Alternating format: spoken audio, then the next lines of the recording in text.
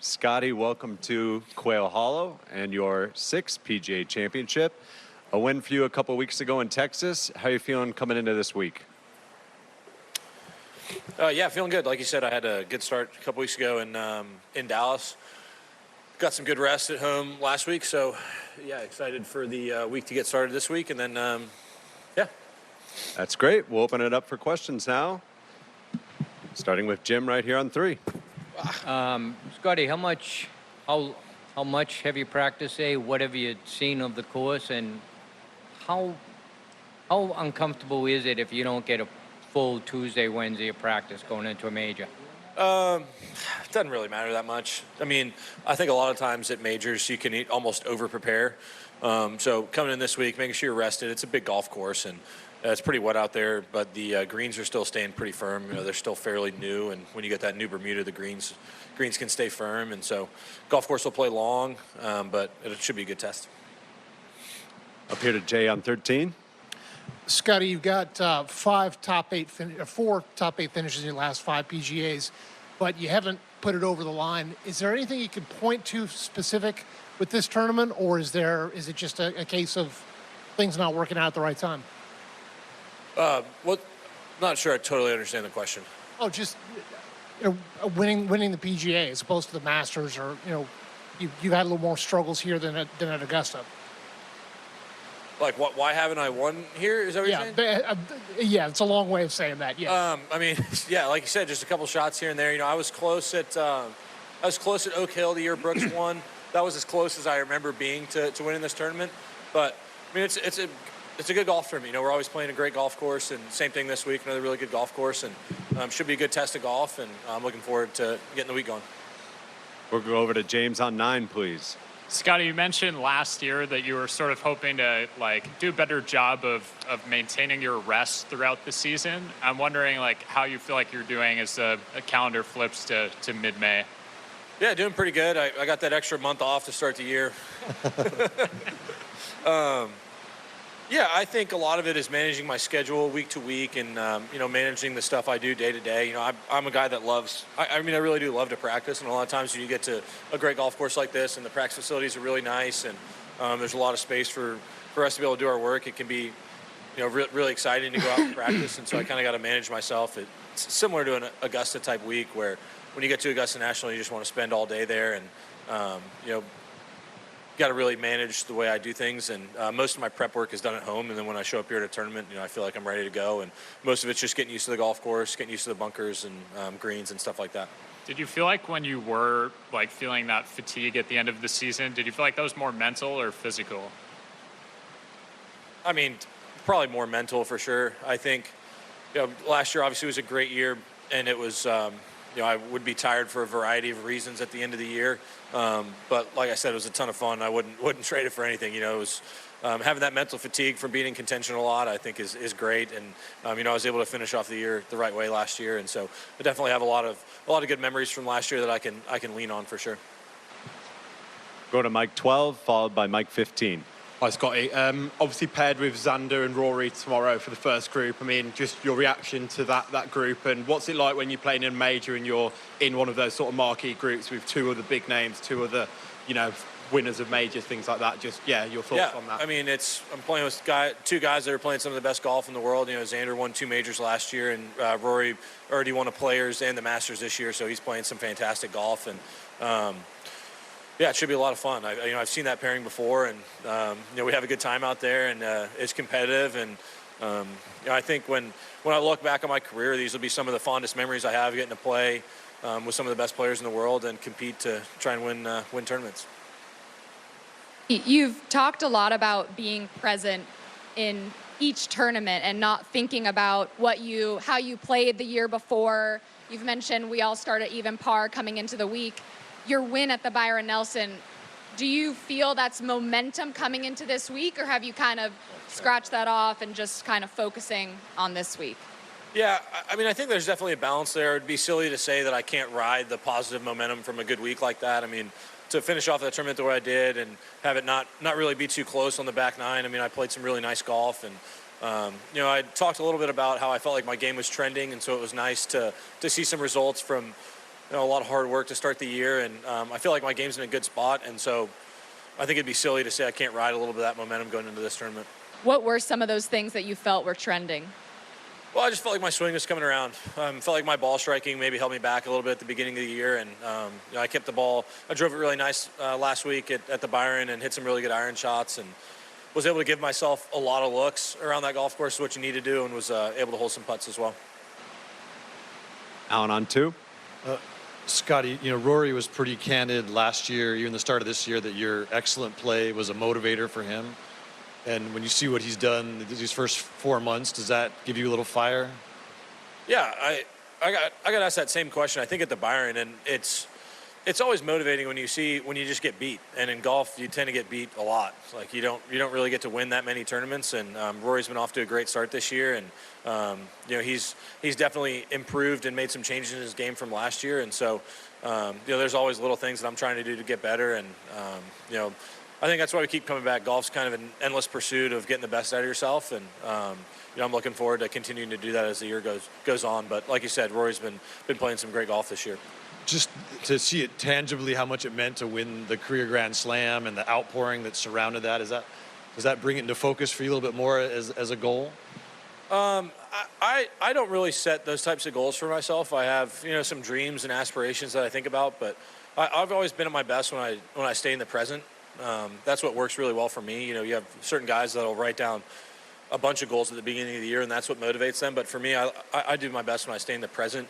But it was really cool to see Rory be able to finish that off and to be there for that moment. He's a good buddy of mine out here, and so I was very happy for him. And that tournament, and having to answer each year, for a guy that's had one of the best careers in the history of the game, for him to sit in here, week in, week out, and have to be asked about one single golf tournament, I'm sure it can be a bit frustrating. And I'm sure that's why there was so much emotion coming out of him. And I mean, it takes a lifetime of work to be able to even have a chance to win major championships, let alone win all 4 of them. And so, it was pretty cool to see. Up here to Shane on 14. Hey, Scottie, I've been asking everybody this, and you've gotten a couple shout-outs in the process. A little bit of a hypothetical. Looking at driving, putting, approach around the green, if you were forced to trade one element of your game with any player currently playing, what part of the game would it be, and who would you switch it with? Who would I trade? Yeah, so let's say, I would trade approaches or putting with this person, if you were forced to, not, you may choose not to, but if you had to. I mean, so today I played a practice round with Sam Burns, and I remember when we played the President's Cup here in 2022, it was like he was putting to a hole that was the size of a basketball hoop. And so I do a lot of practice rounds with Sam, and he's a tremendous putter. I would trade that with him.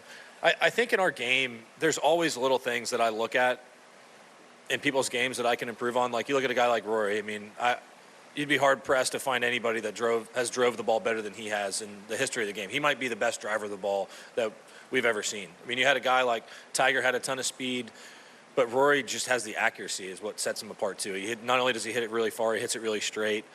And so, I mean, those are two little examples just off the top of my head of guys that I would trade with. But there's so much that I can learn from out here. Like, I play a lot of golf with Jordan at home, too, and the stuff that he does around the greens and the creativity that he plays with, I can learn a lot from. And honestly, I could go on and on because I've always been a very visual learner. Like, growing up, the way I played, where I practiced, I was able to watch professional golfers all the time, and I just learned so much just by sitting there and watching them, and then I would try to do the same thing. And now being out here, playing all the time with the best players in the world, there's always something that I can learn. I mean, you look at a guy like John Rahm, I love the way he plays with passion over every shot. It's very rare for him to lose focus, and you kind of see that in his face when he plays. He plays so competitively. Tiger was kind of the same way where, Tiger was obviously the best at it, but every shot he hit was the most important shot that he's ever hit. I mean, and so I could go on and on, but those are a few small examples. Yeah, thank you. Dan on 5. You're one of the few guys who hasn't played this course in recent years. I know you played the President's Cup here, but I know last year I think it was you had the baby coming. But do you feel like you're sort of learning it for the first time, and what are your impressions? No, I mean, when you play the President's Cup here, you play so many rounds. I mean, I played 4 competitive rounds and a bunch of practice rounds, and so getting to know the course, I mean, I kind of knew what to expect coming in, with the rough and the way the greens are, and most of it's just getting used to the bunkers. And I guess, getting used to the rough, stuff like that. And so I don't feel like I'm playing any sort of catch up getting ready for the week. Up here to 11. Scottie, when a course that's already big like this one takes on this much water as it has in a short period of time, do you have to change anything about your mindset, your bag setup, or anything going into this week as you prepare? As far as bag setup, there is a little bit of thinking to do whether or not I'll use my 5-wood or my 3-iron, but that's pretty typical for a week. You know, I felt like I have two really good weapons there in that part of the bag, and each week I kind of have to just pick and choose. And this week maybe more of a 5-wood week, just because, like you said, the golf course is going to play really long, the rough is thick, and the run-up areas after this kind of rain are going to be really soft, and the greens are still going to be really firm because they're new. So you have to be able to land the ball on the green. You can't really run it up around this golf course. So that's one aspect that you got to think about. But as far as my approach to the course, not really. I mean, I know what my skill set is, and you know, I'll try to use that to my advantage, and you know, hopefully hit some solid shots this week. Ron on 6. Scottie, the last 3 holes here obviously get a lot of attention for the difficulty. In that stretch, is there one shot that's the most intimidating or the most daunting? I mean, I think the only shot you could really consider where you don't have to be super focused on is a drive on 16. I mean, the fairway's pretty wide and the hole's pretty long, and you know, you're really trying to get it down there as far as you can into the fairway. But after that, I mean, the approach shot into 16 is really tough. The tee shot on 17 is really tough, and then you got 2 really challenging shots on 18 with the water on the left side. So there's no real breathers in that stretch of holes, and should make for a fun finish. Doug, right here. Scottie, there was a lot of talk about a burden being lifted from Rory when he finally got the Masters, and I'm curious if you've ever felt that, not the Masters, but a burden being lifted, whether it was your first tour win, first major, first President's Cup point, anything like that. Yeah, I mean, I think every time you accomplish something in this game, there's a little bit of that aspect. Just because, you know, I grew up as a kid, I wanted to play on the PGA Tour, and I didn't really get past that. And so, you know, winning for the first time, it took me maybe a little longer than some people would have expected. Mostly just because I had a lot of good starts out here, but I wasn't winning, but I was playing consistently well enough to, you know, have a high world ranking or whatever it was. But I didn't really have, you know, that great of an amateur career. When I first came out, you know, the guys that were being looked at, you know, I came out about the same time as like Victor Hovland and Colin Morikawa, and Matthew Wolff at the time was, you know, a really good prospect as well. And so I kind of flew under the radar when I first came out. But I mean, every time you win out here, there's definitely a feeling of that burden being lifted, just because it's such a great accomplishment. You know, it's not easy to win out here on any level, and every time you win a tournament, I mean, it's a pretty cool feeling. Does it change anything going forward for you? Does it? Not really. Just show up the next week at even? I mean, you show up the next week, but like, for instance, this week I'm showing up coming off of a tournament that I won, and that's always a good feeling. Like, you can definitely ride some of that momentum. I think when I look back at my career, it would be silly to say that I don't ride some of the momentum from those wins. I like to think I don't ride a lot of the momentum from the missed cuts or poor starts or whatever it is. Like, I feel like I've always been pretty decent at bouncing back. You know, I look at a year like last year where I was tired at the end of the year, and I had a really poor start in Colorado going into Eastlake, and was able to kind of bounce back and have a really good week at Eastlake and finish off the year the right way. And, you know, when you look at when I got my first win in 2022, I won some tournaments pretty quickly after that, and so it'd be silly to say that I don't ride some of that momentum. But I do try to do my best to treat each week as their own tournament. But I mean, it's silly to not ride positive momentum. Over to Gabby on 1. Scottie, now that you've kind of passed that hump of getting over the injury from earlier in the season, do you look back on it as something that might have been more difficult to kind of overcome and get used to playing with than you initially imagined, or what was it like battling that? Yeah, I mean, I always focus so hard on my preparation when it comes to showing up to tournaments, and showing up to that first tournament at Pebble, it was not my normal preparation. I'd only been hitting balls for less than a week probably since I had surgery, and you know, I'd put in a lot of hard work in the off season to make some improvements to my game, and then all of a sudden you kind of lose those when you have to go a month without being able to spend time in the gym and being able to do my normal practice. And so I definitely started off the year a bit more challenging than I would have expected going in the off season, just because, you know, of the injury. And so was it more difficult than I thought? I don't think so. I think I had, you know, pretty fair expectations of myself, and I knew it wasn't going to be super easy. But at the end of the day, it's stuff happens, life happens. I don't regret anything that I did. It's just, it's just one of those deals that happens in life. Sometimes you get hurt, and I can't live in a bubble. And you talk about being able to stay in the present. Do you think that just comes naturally to you, or do you do certain things to keep yourself in the present, or do you feel like things creep in ever that you just try to block out? Well, no, I think it's always a battle to try to stay in the present. I think when I was in college, my college coach did a really good job of helping me kind of learn that skill. He really preached on when you're at the golf course, you're at the golf course. When you're in class, you're in class. And, when I'm out doing stuff with my friends, like I don't want to be at home hanging out with my wife thinking about my golf swing. I don't want to be out here at the golf course thinking about being at home. Like we have certain time throughout the day, and I think when you're in the present, you try to you're able to make the most of those situations, whether it be enjoying them to the fullest or getting the most out of the work that I put in when I'm at the golf course. So I think it's a constant battle. We'll wrap things up with Mike 19 and then Mike 7. Hey, Scottie, kind of following up on Dan's question earlier, when you don't have as much experience at a course, how much do you rely on Teddy to kind of work your way to plot you around? And what's your guys' relationship like when you guys are trying to figure out how to attack a golf course, especially at a major championship like this? Yeah, I would say there's certain golf courses on tour that there's really there's a big strategy component to. I mean, you think of a course like Hilton Head where each time you step on the tee box, there's a thought into what club you're going to hit just based on wind direction and pin placement and stuff like that. On this golf course, with it being so big, it's a little bit easier just to step on a tee box and like pretty much every hole is a driver. Outside of that, off the tee, there's not really a bunch of strategy stuff you can do, but I rely very heavily on Teddy week to week. I mean, he does all the prep work on the golf courses, and yeah, I've played him time to time, or year after year, but at the end of the day, like Teddy is the guy that I listen to. He knows where the good spots are. He knows where the bad spots are. And, one year we come to a golf course and the rough may be light over a green in a certain area and the pitch shot's really easy. And then the next year we come back and for some reason the grass is totally different and now it's a really hard shot. And so Teddy is the one that does all that prep work for me, and I rely on him pretty heavily week to week. I know you said there's not much you have to think about for this course when you're not on the tee, but well, or when you're off the tee, just off the tee specifically. I mean, it's pretty much a driver on each hole, and that's pretty much it. What hole do you have to put the most thought into for how to attack it here? I'd say probably that drivable one on the back. I think it's 14 or 15. 14.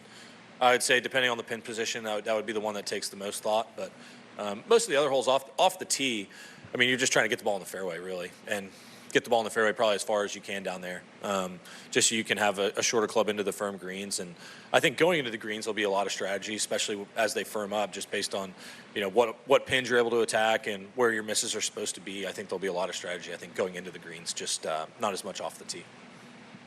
Alex? Yep. Hey, Scottie. This field's very unique in that the Corbridge Financial team of the 20 best PGA professionals join you on a major stage. What is it specifically that impresses you the most about the PGA professionals that are able to compete and qualify at this tournament year in and year out?